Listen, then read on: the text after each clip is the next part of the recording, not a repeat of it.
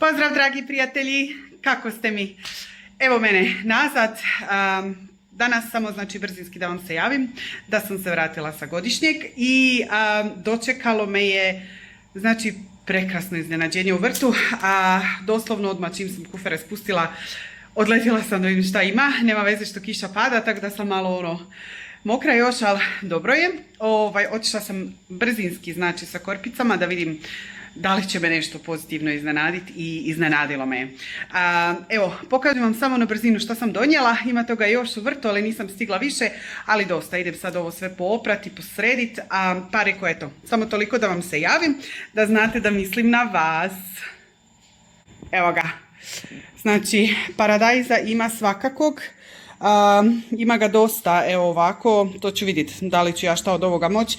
Uglavnom odlučila sam da ću sve ove jadne danas odmah izrezati i pripremiti uz jelu veliku salate. Ima nešto i tikvica, ima patliđana, imaju ovi zeleni, ne znam kako se njima kaže, isto te tikvice, ja to volim pohat. A mogu se praviti one kao špagete, to sam vidjela, nisam još probala.